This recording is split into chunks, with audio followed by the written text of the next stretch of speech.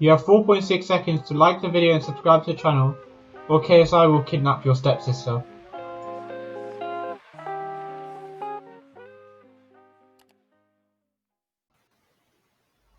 Hey guys, it's me Azaris and welcome back to Weekly Recon. With me we have Richie Power 09 and Georgie Boy. What's up? Hello, hello. How are we guys? How are we? Yeah, we're good. We're good. I'm pretty good. How about you?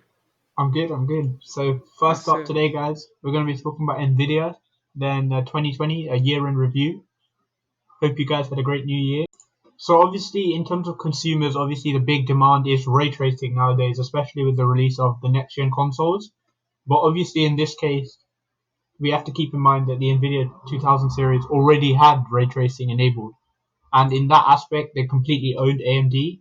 So obviously, while the initial big Navi card launched by AMD, they proved worthy competitors in all respects in terms of raw performance. In terms of at the high end, it's just not quite there yet. Obviously, in terms of value, the AMD's RX 6800, it's a compelling value proposition compared to 3070. But in terms of ray tracing, they just fell a bit flat. So I don't know what you think about that. Yeah, of course. Like you need it for ray tracing. I know many people like currently they're like getting into gaming because of the ray tracing. It's like adding like a like a new sense of realism to every single game. So I think everyone wants to kind of get the 3080, but you can like I'm pretty sure Minecraft has ray tracing on the next gen consoles. So like I'm not sure about other games. Yeah, I suppose it's one of those things where it's just like hop on the train, jump on the bandwagon. You want to join in, isn't it? It's like that. Yeah, exactly. So like when your friends have it, you just want to get it as well. Yeah, of course. And obviously, the one big issue obviously is the stock, the low levels of GPUs and things like bots stealing away sales. I don't know. What's your opinion on that? Because personally, I think it's definitely not a good thing for the company, and it must have caused a lot of frustration for would-be buyers who are trying to keep their eyes peeled every second Yeah. I of the was day. speaking to my friend, like my friend George, and he was just saying that he really wanted to get it for his birthday, but he couldn't, and it just made him like I think he got a different graphics card, or he got the one of the next gen consoles instead. So like the company is missing out on big sales. So like if you think about it, it's quite bad. Yeah, of course, it makes it a big issue. As a consumer, you don't want to be sitting there all day, 24 hours, just trying to find a GPU available on the market when you can just go to AMD, pick one up in 5 minutes. It's so much easier, though, isn't it? When you think about it from that aspect. Yeah, of course. And like speaking about this topic, like also the PS5 scalpers, like do you know about that? Oh yeah, of course, that was a big issue in terms of people getting there before them, and it really messed up with sales actually for the company. That takes a big toll, and obviously in terms of reputation, it doesn't help them very much. Yeah, like one of my friend, he was like talking about the PS5 last year, and like his thing was that he wanted to get it before Christmas, and that was like his thing for this year. Like before 2020 ends, he wants to get the PS5, and like he like because of the scalpers, every time he joined a queue, he had to wait for like nearly like 3 or 4 hours, and then at the end they just kicked him out because like the bots already bought the half of the stock. It's pretty annoying. Yeah, I So totally George, agree with that. So yeah, to add on with that, when you go on like Amazon and eBay, like when they restock, the sales go so quickly you can't like reload. If you reload the page, it just goes. So it's really impossible to buy at the current like state of how many like products there are.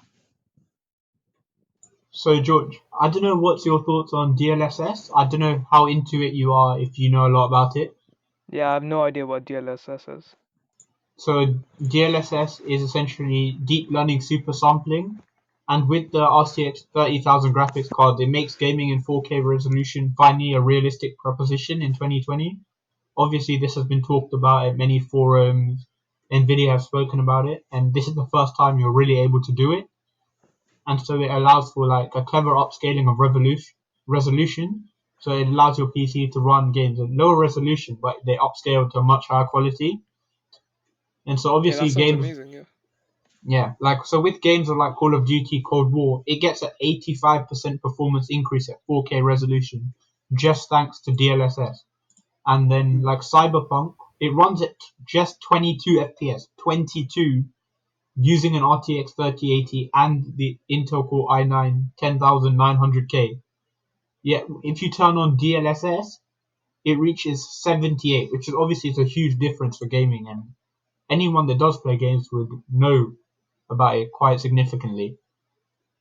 What's your guys' thoughts on that? Do you think that's definitely something that helps AMD or Honestly, Nvidia? I play a lot of games, and for me, like DLSS adds so much. Like compare, like for the past generations, we're getting like sort of close to ultra realistic, and like, but DLS has added so much to the game, and like it's gonna be great for the gamers. Yeah, overall it makes it like a way more immersive experience, so it's way more realistic, making it a lot more fun than it was before. Because if you're like before lagging around, like bad graphics and everything, it's not as fun. So it's making it way better. So Yeah, and talking about like you like let me add the cyberpunk. Like if you think about it, cyberpunk runs like on the old consoles, PS4 and Xbox One, it runs horribly.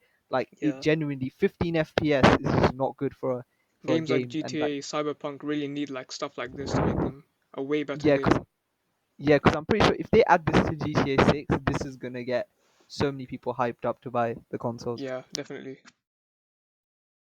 yeah, so another thing, obviously a really cool thing with Nvidia and their RTX technology, it's cool because you get to see a GPU utilized in a different way, and obviously it's still a very useful one. And obviously that's with their RTX voice beta, which they released back in April. And in terms of its noise cancelling features, which obviously heavily improves audio clarity and voice or video calls, and how it filters out distracting background noises with the clever AI processing tech, I personally don't know too much into it, but that's all I know now. But obviously, it's obviously a productivity focused feature. It's hugely welcome, particularly in a time when people are working from home due to COVID-19 and students are learning at home. So, what's your thoughts on that?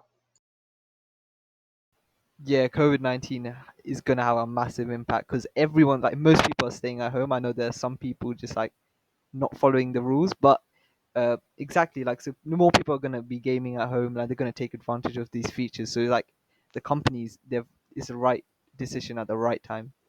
Yeah, people who don't have time to game on like a normal like year, now they have time because they're staying at home. So there's more people going into gaming, into streaming. So it's like gonna be a big boost to their sales and like the whole gaming market overall. Yeah, so now we're coming into the final two topics of the NVIDIA 2020 year in review. And so now we're just going to take a little look at GeForce Now. And I'm not sure if you guys have used it personally. Have you? Have you Yeah, I've not? used it. What did you think of it? I think it's great because I have like a potato PC and it runs Fortnite so horribly. It's so much lag, so much like very bad graphics. So and GeForce just makes it a lot better. Like consistently runs at 60 FPS, not much lag. Sometimes there are connectivity issues, but that's really rare. So this makes it a way more like entertaining and fun experience than like lagging around on my normal PC. And I suppose the fact that it's free obviously helps a lot. Obviously, with the Yeah, definitely. yeah, with the mass exodus obviously ensuing in terms of major publishers exiting stage left and right. Obviously, with Activision Blizzard pulling all its games, then Bethesda followed by 2K, Xbox Game Studios, and Warner Bros. Look, obviously that's a big hit for GeForce Now for Nvidia.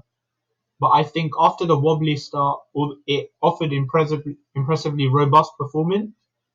And look, obviously there's going to be issues like queue times and connectivity issues. But guys, if it's a free platform, I mean, you can't complain too much, really, can you?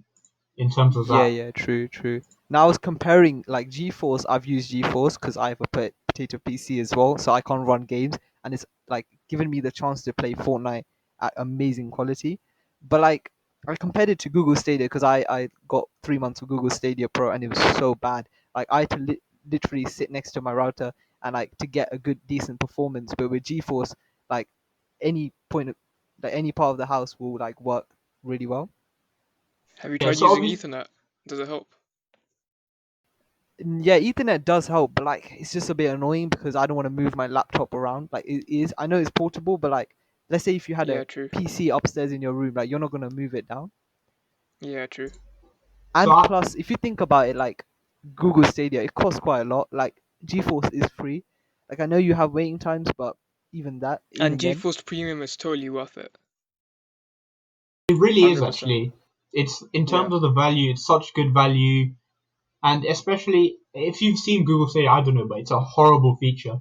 I think at one point you had to buy all your games separately on Google Stadia just to play them, which I don't know, but personally I think that's crazy. Like you're just buying games again just to play them.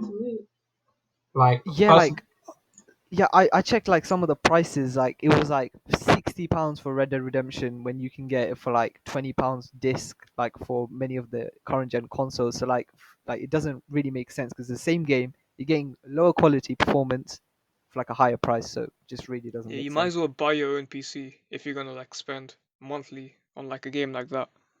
Might be worth to buy your own PC. Yeah, yeah, true, true. no, so obviously it's clear, like behind all the hiccups of GeForce Now and some like pretty messy fails, obviously with the start, it's clear that Nvidia is definitely some onto something good with GeForce Now. Obviously having the free and paid options, generally very impressive performance, allows a lot more people to enter the world of games. And hopefully, when the company does manage to maybe possibly renegotiate, get back some of the bigger titles which fled in the early days of the service, the streaming offering will probably only go from strength to strength. Yeah, yeah, Yeah, they really have a true. great Like future ahead. yeah, yeah, yeah. So I was talking to one of my friend recently, and he really wanted to play GTA 5, and he has like a really, really bad PC. I think it's a Chromebook, but unfortunately, because like developers are taking their games off of GeForce, it's just making it hard like for to recommend GeForce to other people. So yeah, that's the only downside. So, obviously, speaking of bright futures, we now move on to the final topic. And Nvidia looks like it will have a very bright future with the big acquisition of ARM. They paid a huge 40 billion for this, guys. And so, obviously, it's a major shift in terms of the tech deal. So, obviously, the repercussions and how the acquisition pan out, I mean, is anyone's guess at this point. But AMD obviously has made promises not to rock the boat, that things are going to continue what they are, and arms neutrality will still be maintained throughout all of this. And so this will definitely be a huge one for the world of technology, and especially Nvidia moving forward with their own GPUs and building their reputation as the company that they are.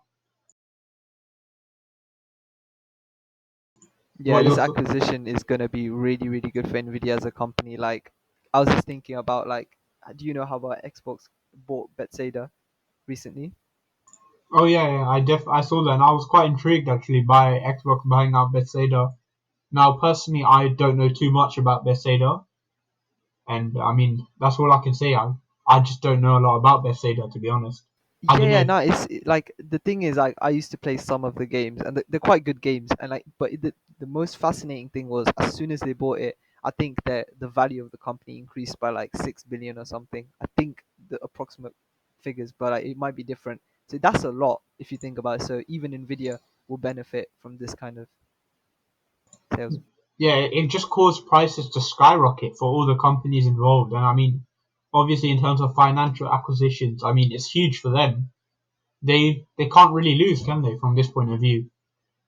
Yeah, they really can't. I can see Nvidia is the future compared to AMD.